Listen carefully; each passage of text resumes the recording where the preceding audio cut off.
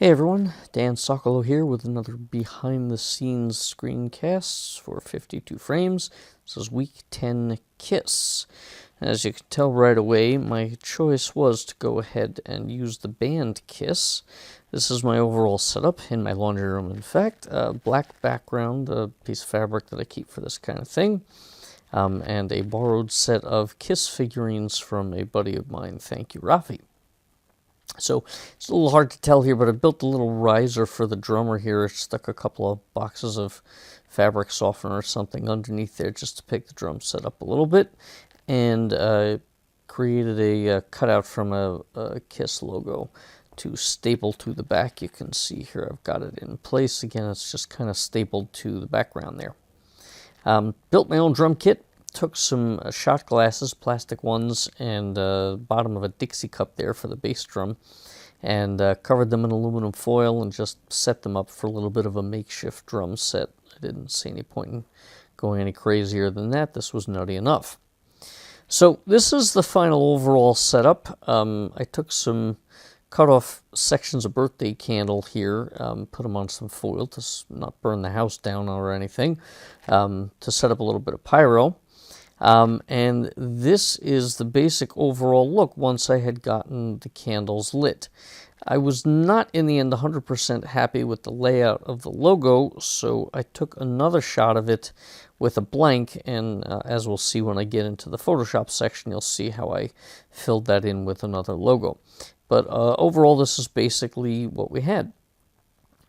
So again, we move into Photoshop here, and the lighting on this was pretty good. I was pretty happy with it. I had the light in the room off, but a light behind on, and then just the candles here.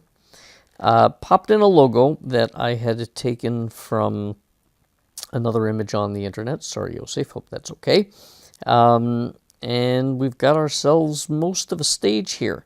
I'll just show you a little bit of what I did here. I wanted to brighten this up just a little bit, and if I toggle off the balance and levels that I put on there, you'll see that it improved quite a bit once I had cleaned it up and brightened it up a little bit. So there you pretty much have it. It's not a bad picture, but it needs some punching up. It needs just a little bit better, and what I wanted was some pyro.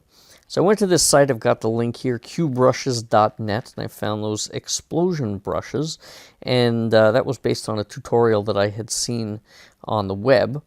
And I won't go through the details of how you install the brushes. You can find that pretty much anywhere. But you see I've got this set of different brushes now that I can use. And if I zoom back out, you see that I can just sort of start bopping around and I get some clouds of smoke. The thing is, they're kind of small. So just by increasing the brush size, obviously I'm a little bit huge here, but I can start to get some nice big clouds of smoke, which is the sort of thing you'd see at a rock show. I can change the color if I want, sort of thinking maybe I should have done this, add a little bit of red smoke too, but you can do all sorts of things with it.